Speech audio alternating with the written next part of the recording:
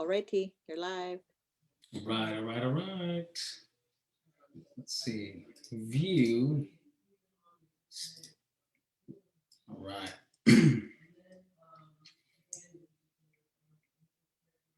Give everyone a chance to get on. Hello, hello, everyone.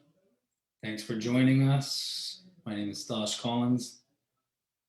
Giving you a second here. Sorry, excuse us for a little bit of technical difficulties getting on this afternoon, but here, happy to do this training and ready to hopefully um, share some information that's vital and new for all of you.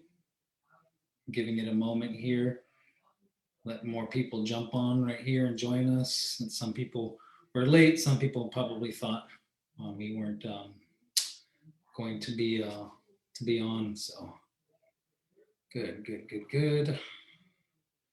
All right, as usual, let us know in the comment section where you're coming from, um, where you're at there. Skuk Dash, yan Anya, Chugik Dash Collins. Anak Kamiro Atam Javidka, Anak Kamiro Atam, the Salt River people, that's where I'm from.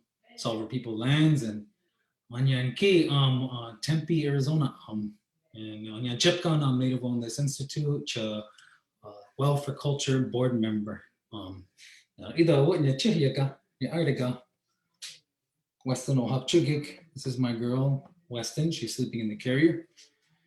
And I am joined in my Indigenous Wellness Initiative alongside my wife, Chelsea, who is actually doing another training in the other room right now. And we also have a 3-year-old daughter who's having a little bit of screen time right now because she's 3 years old. And if she wasn't doing something to keep her busy like that, she'd be tugging at our clothes here and getting involved in everything. So that's what we're doing. We're juggling. And so you may see one of them come in here or she may wake up. So bear with us, and that's just sort of the how we're all doing today, right? In this Zoom era, getting a peek into our each other's lives and such. So, say what's up. What are people? Where are you all at? Where are you all coming from right here? Let's see. Let me go look in the thing right here. I'm on connecting from the Zoom, so that's why I look at my phone here. Hello from Manhattan, Lenape Island, right there, St. Petersburg, Florida. Hello, hello. Good, Mi'kmaq. All right. Haudenosaunee, Nyawaiskeno, Stephen. Um, I'm good. Terry Lee, hello, hello. What else do we got right here? Yeah, this thing won't get out of here. Oh, good, good, good, good. All right. St. Paul, Minnesota, Ojibwe country. I mean, um, Kelowna, good.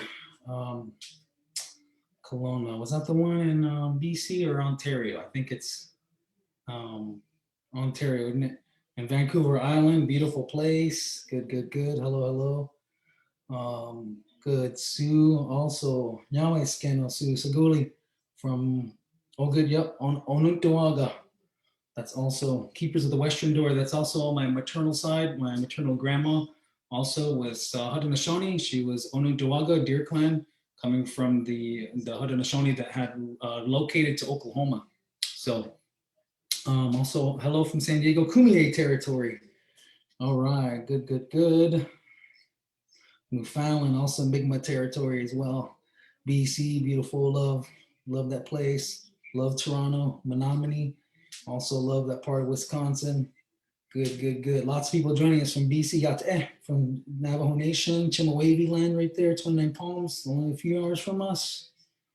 Good, good, good. It's so good to have you on. Hello from Vegas, also not far. Tulalip, another good place. I know good people there. Canoe family territory. South Orange County, always cool passing through that area as well. Good. Glad to see you all on here. Thanks for joining us as well. Turtle Clan right there. Good. Good, good, good.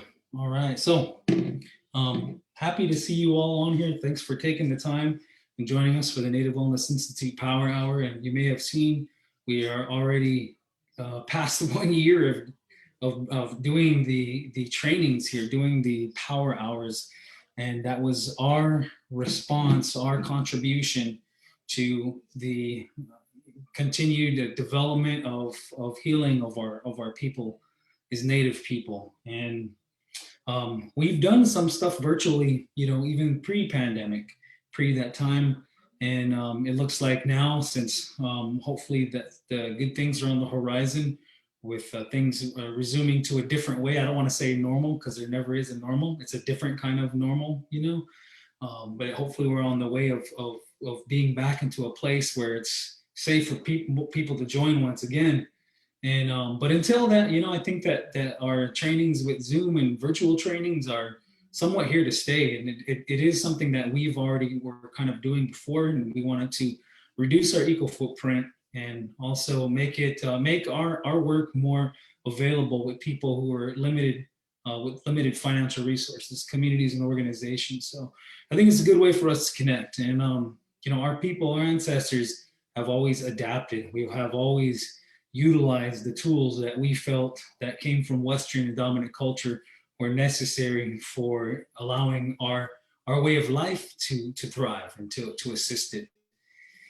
And so I believe that it's important today that we learn to indigenize these things and to use it to our advantage. When things such as the internet here is a tool. And some years back, I remember some friends came out of ceremony and they said that their ancestral relatives told them that the internet was something like the coyote, it was like a trickster, and that we need to be careful with it. It can be utilized in different ways. So I think it's our way of life now that we're utilizing these things here.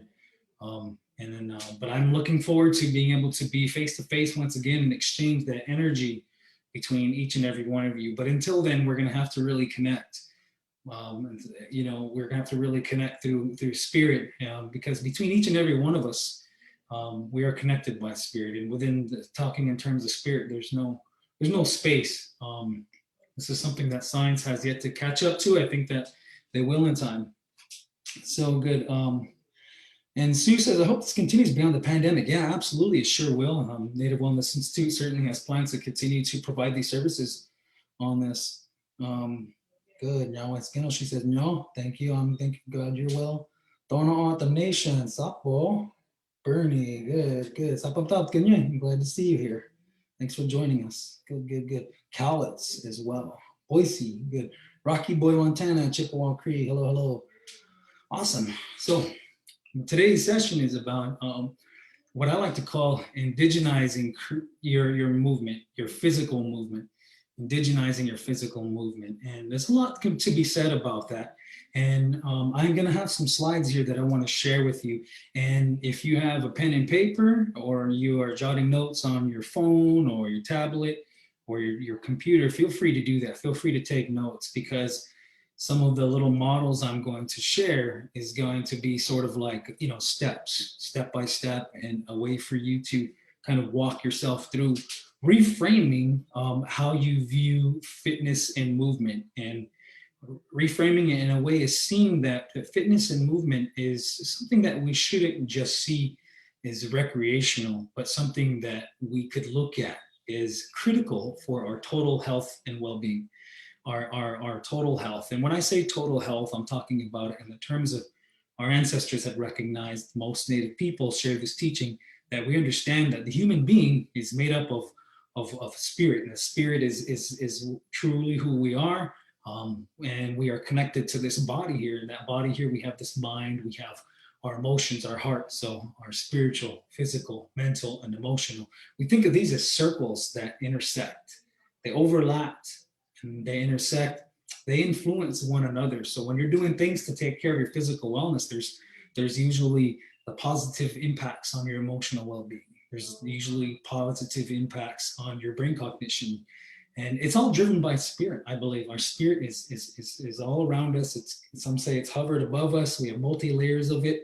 And it connects, I believe, to our mind and drives our mind. It helps for us to be of a certain mindset.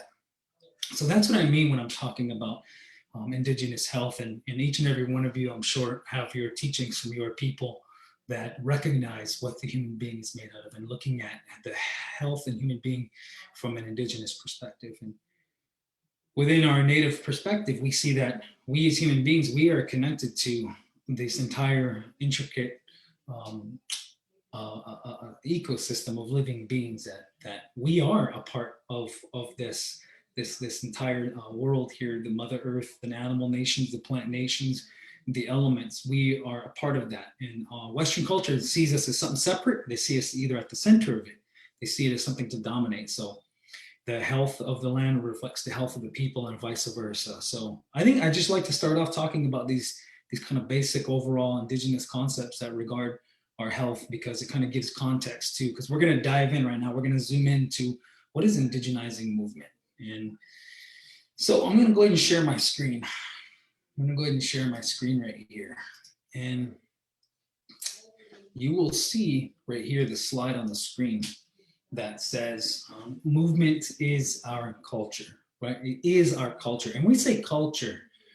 Culture is something that it's how a certain group of people do something to get through in the world, right? We have like right now and today's in the modern era, Zoom is in having discussions as part of our culture, right? It's not a tradition yet because it hasn't been going on for extended periods of time, but it's a part of our culture today, just like it's part of our culture that we are, largely dependent upon cell phones and cars to get around and all that. And so this part of our culture, in our original indigenous culture, movement was very much a part of it.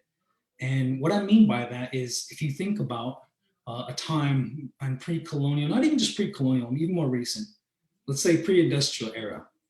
If we were to project ourselves back in that time there, we would see that our ancestors, our people, even just a couple of generations back, let's get a little bit more specific, just 2 to 3 generations back, our people were doing something that was keeping them busy throughout the day. They were working throughout the day, sun up, a rise of the sun, working throughout the day, building things, working on food production of some sort, building structures, all these kinds of things, traveling across the land.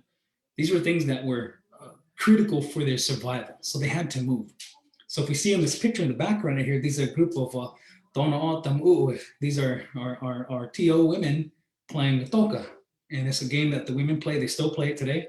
And as you can see right there, it's just by the picture, you see there's a lot of movement in this game. It looks like hockey in the dirt.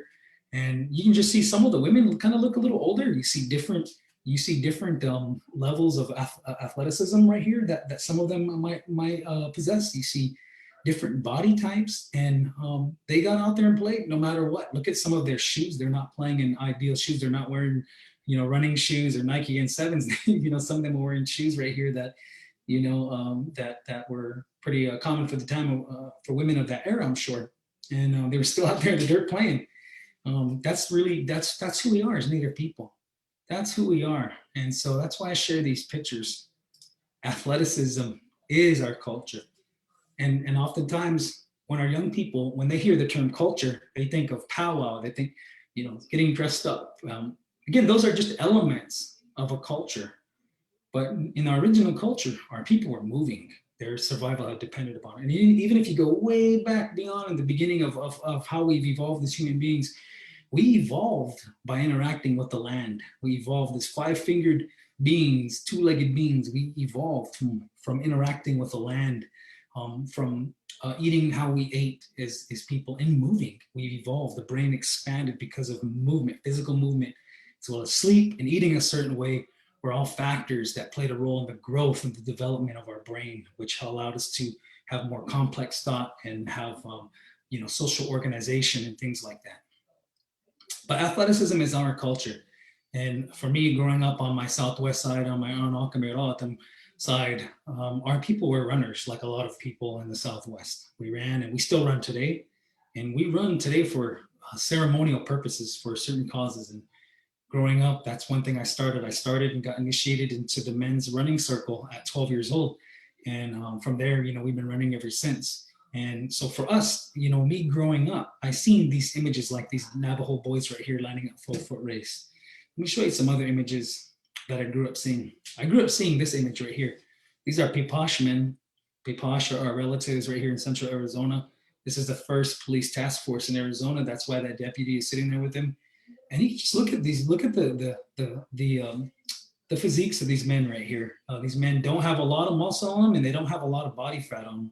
that their bodies were really just it's a physical representation, reflection of the way of life that our people were living, from the land, eating from the land, traveling on foot all day, spending so much time on our feet, moving and working and, doing these things right here. And, they had their techniques to strengthen their endurance for running. They had games for that. So I share these images because, again, for me, seeing this photo in my dad's house growing up, it always played a role in my mind since I was a young boy. That played a role in my worldview that we come from people who were physically, naturally, athletically gifted. That physical fitness was our way of life. That's how we are. Not physical fitness in the modern context, like, these guys are at the gym working out because they want to look good. Not talking about that. I'm talking about movement, physical movement. That's a part of our way of life. And so we must continue that today. Um, and also to show more Pipash in this Karuk man up in the Northern California area. And again, it's still happening today. These young Hopi boys right here running. As I said before, many of us as Native people, we have never stopped our tradition of movement. Sometimes, but we need a little bit of a shift in our worldview towards it. And that's what I want to kind of talk about here, jumping into this. So again, movement is our culture, and athleticism is our culture. It's our way of life.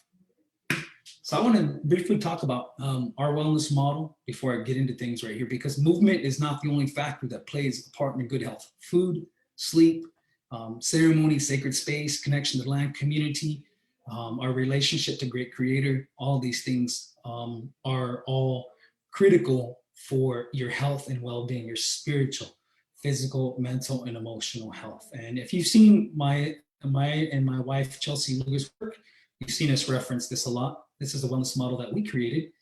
And so I wanted to share this because it kind of gives more context. Again, so physical movement is just a small part of your wellness journey. So this is why we say movement versus fitness, because when we say movement, we are referring to things such as taking a swift walk, running, hiking, swimming, dancing, biking, conventional sports, yoga, strength training, combat sports, all indigenous games, lacrosse, stickball, double ball, sticks, out on the West Coast, canoeing, working with the horses,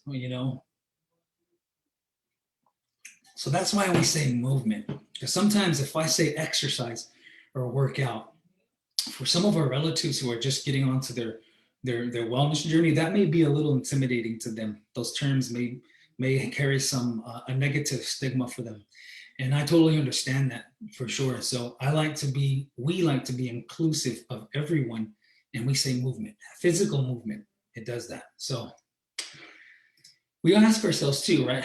Why is movement critical? Why is it critical for our total health and well-being? And we must always reference that our people are in a healing phase. We're healing from the negative and lasting impacts of colonialism that continue today through intergenerational trauma. And so we are using ancestral wisdom that is allowing us to thrive today, to heal, and movement is a part of that. So it's critical for us to think about it in those terms. And we're going to come back to that concept in a little bit. But right now, I want to bring you to this other concept too that people say a lot, even in dominant culture. They say movement is medicine. And the why that is because it improves your brain cognition. It helps to regulate your blood sugar. It helps to reduce your stress and anxiety. So how it reduces stress and anxiety is when you're doing, putting yourself through a little bit of physical strain, when you are exercising and moving, when you get your heart rate up to a certain level, when you start to sweat a little, your body releases different neurotransmitters and norepinephrine, serotonin, noradrenaline, and these are able to help reduce your stress, to help reduce your anxiety. They help to reduce the hormone cortisol that also is responsible for high stress. And so this is some of the science behind it, and this is well documented. You can research a lot of this yourself. And I personally can attest to this understanding, because a lot of times if I feel irritable, if I feel a little bit of stress. And I go and exercise. I go work on the heavy bag. I break a sweat. I go and swing some kettlebells, or I deadlift heavy. I work on some power development. When I get done, I feel a release. I feel that I let go of some pent up stress.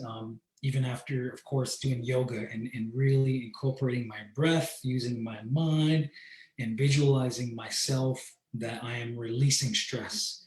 I'm releasing anxiety, and my whole purpose to move is for that, so I can be well.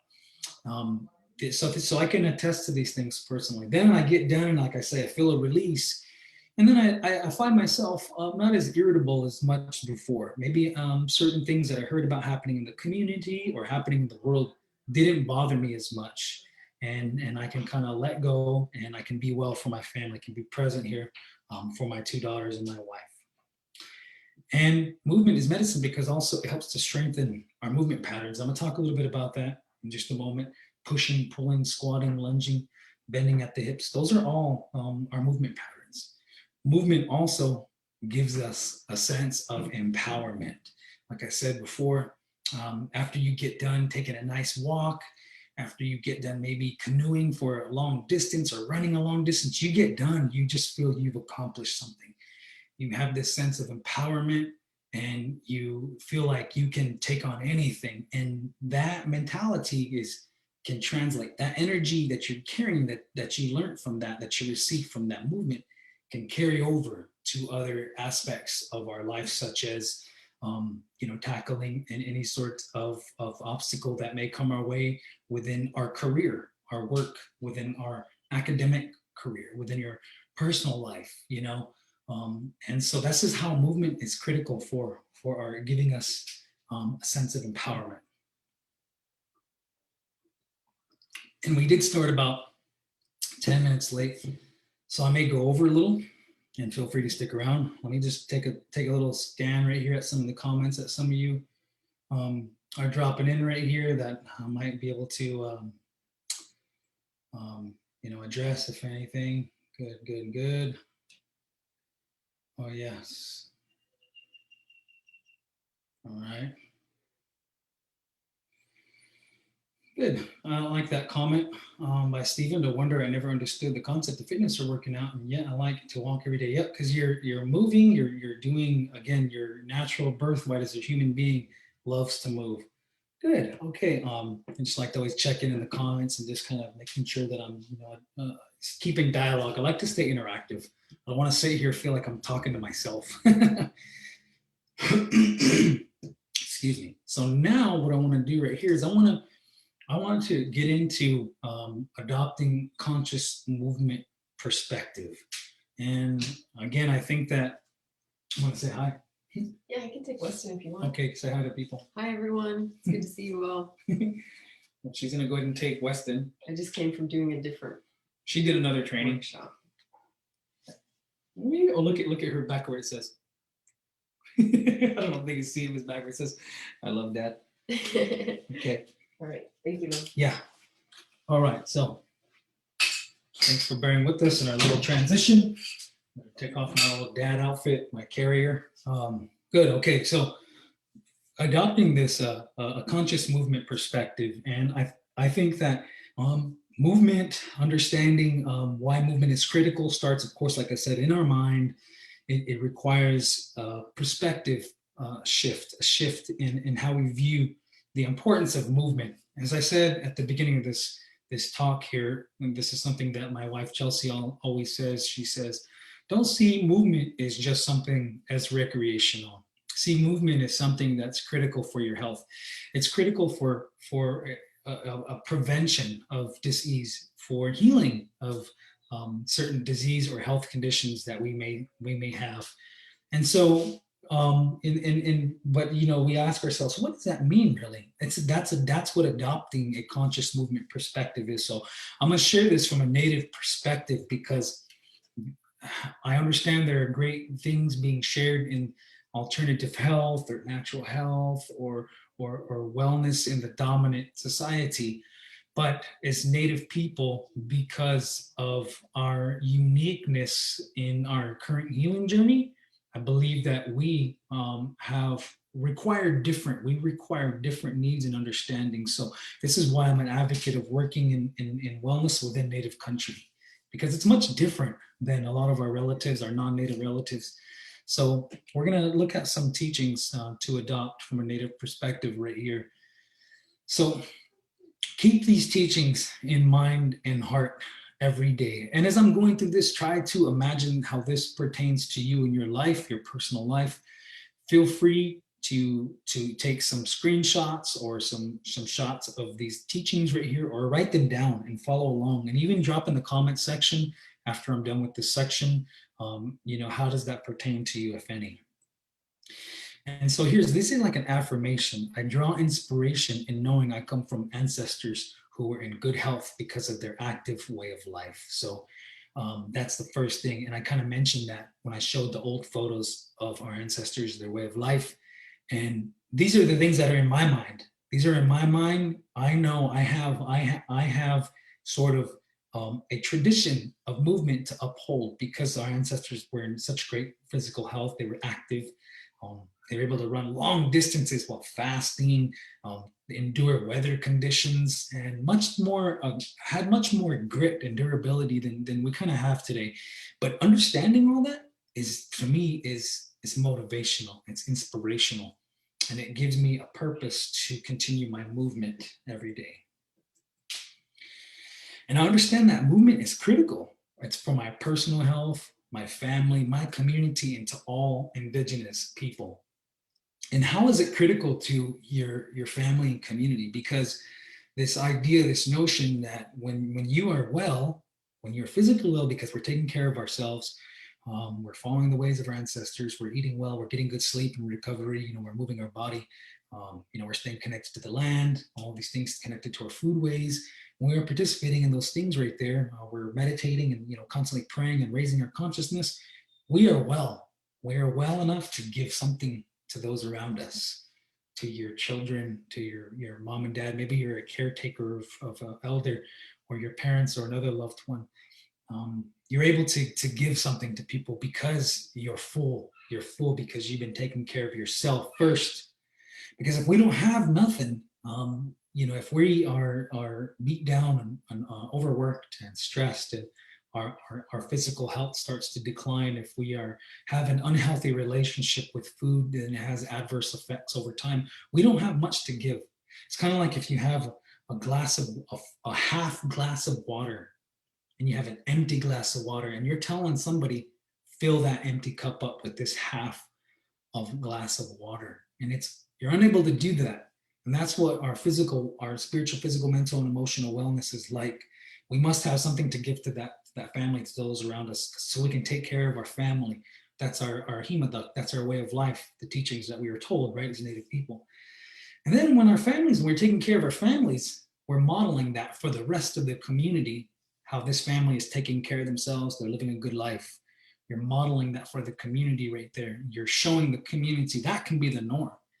And if all the other families in the community are doing that, then we have several strong, healthy, functioning communities of families that contribute to this strong, healthy, functioning community. Our sovereignty strengthens our inherent Indigenous sovereignty, all these things, and we are setting the norm for future generations. So that's how your personal health is critical for your family and your community. So if you did this, like if you extend your arms out like that and you make a circumference like this, you make this circle around yourself, and you can think of that circle. It's made up. It's made up of spirit that comes from your heart. It's energy, spirit particles, love comes from your heart, extends outward. And all of your loved ones are inside that circle right there, inside that circle. And so when you're taking care of yourself, you're well for them as well. Beyond that circle is community, and beyond that is the entire nation of people there. So again, you're really attaching these big ideas to your physical movement. You're zooming all the way out and thinking these big ideas and attaching them to the reasons why you're creating movement in your life. So you also understand that I have put movement back to the center of my way of life because my health has depended upon it. And what I mean by that is, again, you think of a circle. At the center of that circle right there are the things that are important that you have to do in order to live a good life. We have to work, we have to go to school, take care of our family and all that. Sometimes what's not inside that circle right there is taking time to move, or taking time to prepare food, eat well, taking time to meditate, and making sure we're getting good sleep, making sure we're getting out on the land and we're connecting with relatives and people in the community to feel a part of something. Sometimes those things get moved on the outside of the circle, and they're not in the circle because the dominant culture has plunged us into this way of life where we need to go to work every day. We need to earn a paycheck so we can pay for the car to go to work, you know. And it's just this dominant culture just plunged us into this way of life that's challenging, and it's mismatched to our original way and the way our people had operated, which we operated in units, we operated in families and clusters, and helped each other with food production. We helped each other raise each other's children and stuff, right? And so it's we have these clashes, and sometimes within that whole chaos, movement gets pushed on the outside. Oh, I don't got time for that. I don't have a space for it. I got to do this. I got to do that. But what we can do is we can adjust a lot of things and put movement back in the center of our way of life again, of our way of life. And even if that means 5 to 10 minutes of movement in a standing place and breathing and using your mind and all that, then you are still doing something right there that will reflect a positive outcome in your health and time. And this next one is that I will continue to find ways to move even into old age. And a lot of people think that, you get a certain age, then, you just become physically unable to do things. And really, those are just all new things that are because of the culture today, the sedentary age that we are forced to sort of live by dominant culture. If we think back to some of our our oral traditions, or even some more photos that I have, I could show more photos that show elder people, old people working still. There's a really famous picture that I love that I should include it next time. It's got there's a bunch of old men, they're chiefs, and they're from a tribe in the plains. And these guys are like in their 80s. They're sitting down on the ground cross-legged, no problem. And sitting down on the ground cross-legged is even a problem for teenagers today because we have tight hips from sitting so much, right? So, this idea that when I get old, that's for young people, I can't do that no more. That's sort of, something that's new to us. Those are new ideas, but it doesn't have to be that way. Myself, I'm going to be 40 next year, 39 next month. And I like to say that I'm about to be 40, and I think I'm in better physical health than I was in my 20s, because now I've learned how to take care of myself much better than I did then. So, I want to encourage everyone that even as you age, there's always a way for you to learn to move your body. Okay, so again, it's adopting this shift. We have to have a shift in our viewpoint, in our worldview, and how this is critical for our health and well-being. And again, movement is there's many different modalities for someone to move, and you can continue to find ways to move. Even maybe you might have, suffered an injury. Maybe you can't move the same way. You can still find ways to move. You can still modify ways to move your body. And so there's great benefits to continuing to move and do resistance training in old age, because it helps with fall prevention. It helps with fall prevention. It helps to, of course, maintain a healthy a body composition, which could have great impacts on your blood lipids and the way your mind works, all these, your hormone levels, all those kinds of things. So it's great for older people to continue to do resistance training. Last one right here is this idea that I will pass on my movement teachings onto the next generation. I will pass my movement teachings on to the next generation. And again, what we're doing here at the same time is we're renormalizing a movement, a healthy, active lifestyle.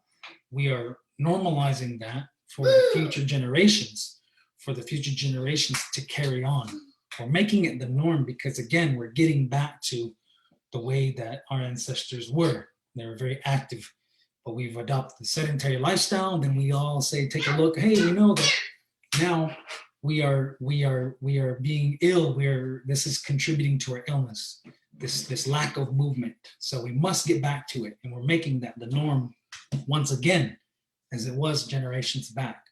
So that's my outlook on it right here. And these are some like affirmations that you can adopt to help with your physical movement journey. Just one moment right here. Let's look at here and take a little break and just kind of see what's happening right here.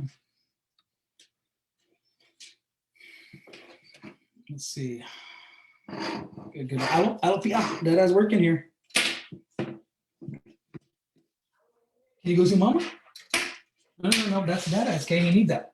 Do you want to say hi to the people? Say hi. Okay, Dada, can you go see mama because Dada's finishing work? Okay, can you go see mama? She'll help you with it. Okay, bear with me here, just one moment. People, let's see. Yeah, hello. Come on, Papa.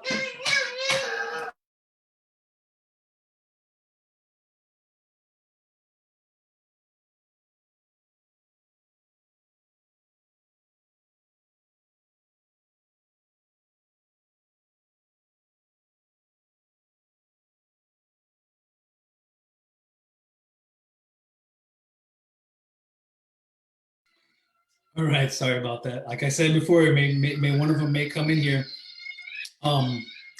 Okay, let me get back to sharing, resuming that. Good.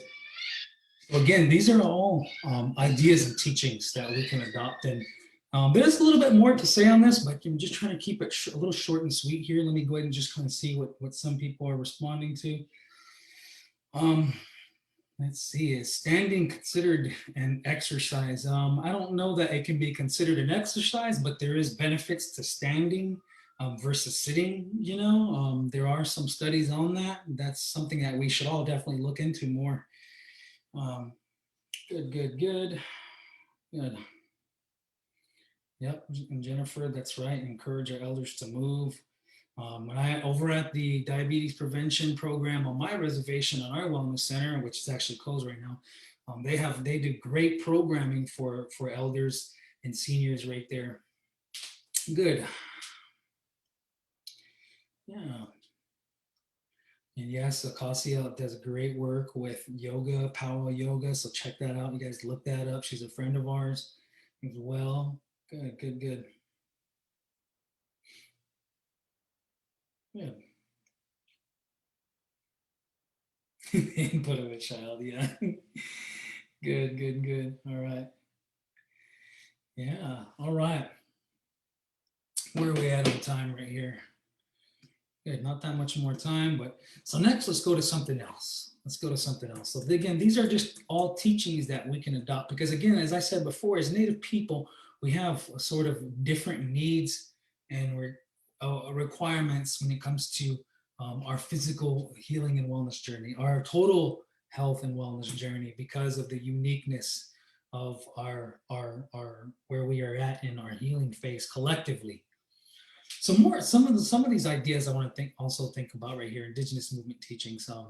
It's total wellness for the family. We kind of talked about that in the last slide. Keeping the body functionally strong for everyday tasks. Again, so in addition to helping to keep ourselves calm and to release a lot of stress and anxiety, we move our body so we can do and carry out our everyday tasks very easily. Something as simple as getting up out of bed in the morning, moving around the house, starting to do chores, getting outside and working in the yard, getting outside and working in the garden, carrying our children around, carrying groceries. That's what physical movement for me really is about there. But it's also the next one right here, as you can see, the third one going to the right there is keeping the body functionally strong to be able to partake in community gatherings. And when I was growing up as a young boy, my dad would take me and my brothers, and we would go and we'd be gathering with all the other men. We'd go to the desert to chop materials, cutting wood, cutting ocotillo, cutting all these different materials and dragging them and loading up the truck and unloading them, building things all day in the hot sun, carrying rocks, digging holes to, for the ceremonial pits or to pit meat, things like that. That requires you to be have a level of physical wellness and functional strength. And so, back then I remember there'd be so many, big group of men, 30 men out there all working and doing these things right here.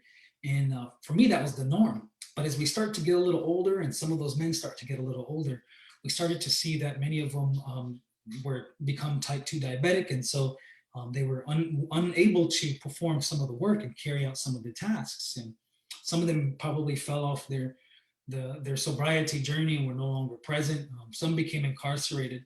But I've seen that how poor health as a result of trauma had played a role in reducing the amount of people that we would have to come out to make these gatherings possible. All right. And so this is why I started to have this concept of being well for your culture, being well to do that. If we are physically unable to carry out these tasks, how will we create a space for future generations to be able to experience the power of gathering and the power of using our materials to heal ourselves, to continue the traditions of our people of ceremony? And these are things that, to me, this is really important. To me, this is one reason why I stay physically active and ready. And this past year, we have had all of our ceremonial gatherings were canceled. And I just found myself working out in the garage, trying to expend this energy that I had before that was always reserved for going out to partake in our gatherings and to sit down and to sing the songs for the people and to, dance and the chuk, for, however long it took. And it makes those things easy when you're physically well, when you're doing that, when you're physically active.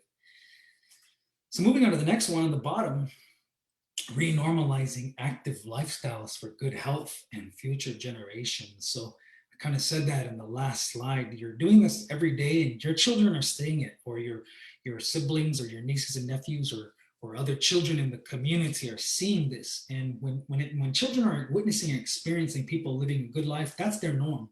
We are creating it, but we're doing it consciously. We're doing it specifically because we know they're watching us, because we know children do what they are seeing. They do. They participate in the space that is being created by the adults or the caretakers of that space. And they follow that rather than they follow us telling them, no, don't do this, don't go out and do that.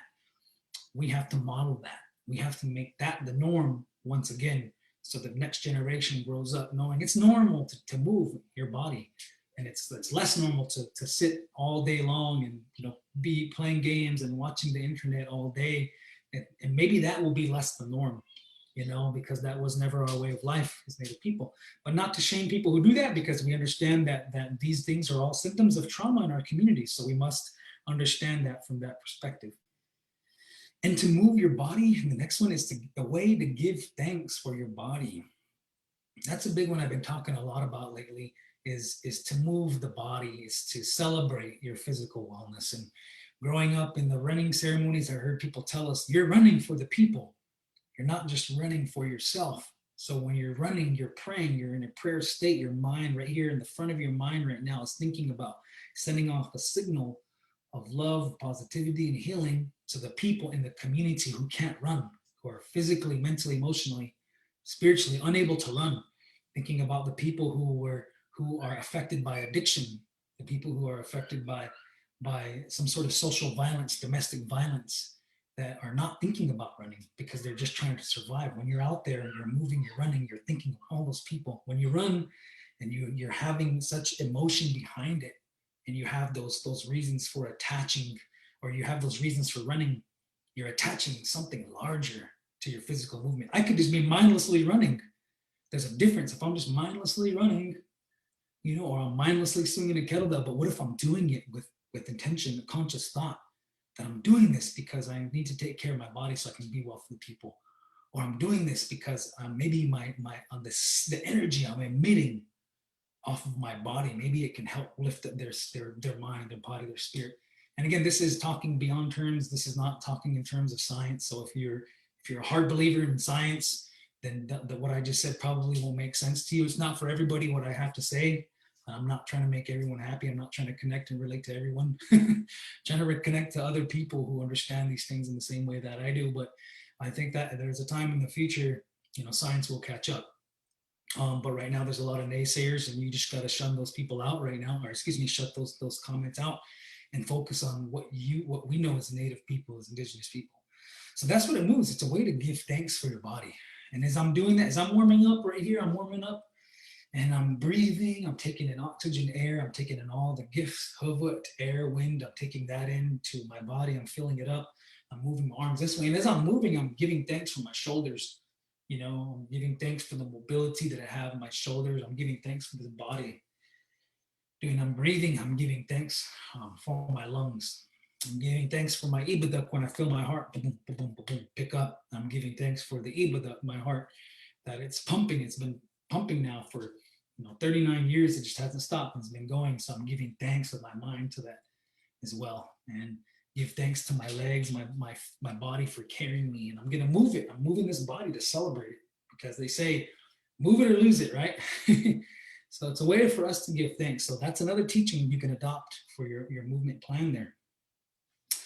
And then you can take the movement on the land. The movement does not always have to be inside a gym, surrounded by steel and iron, and nice handles, air conditioned or heated. Your movement can be out on the land. It can be taking a swift walk there. And if you want resistance, you can pick up a rock, pick up a log, squat with it, move it over your head. And, resistance training is good for everybody of all athletic abilities, of all ages, of all body sizes. Resistance training is good. It's good for your muscles. It strengthens your bone density, all that kind of stuff. So you can do that. Use a log, use a rock, use an incline, run in the sand, run in the water along at the beach or the lake or something like that. And then when we are doing Earth Gym, we're connecting to our Mother Earth right there. You're also acknowledging the space. You're giving thanks to that space for providing an opportunity for you to strengthen yourself, to take care of yourself. And then, just in general, this one, the last one right there, you're continuing the ancestral tradition of movement. And that's kind of what I've already said. As all human beings, even regardless if you're Indigenous or not, all human beings evolved because we moved. We thrived on movement. So it's a human tradition to move the body. And that's why we love games all across the whole entire world. Human beings love to engage in games and competition because it's our way. And we should continue that. And everyone should continue to do those.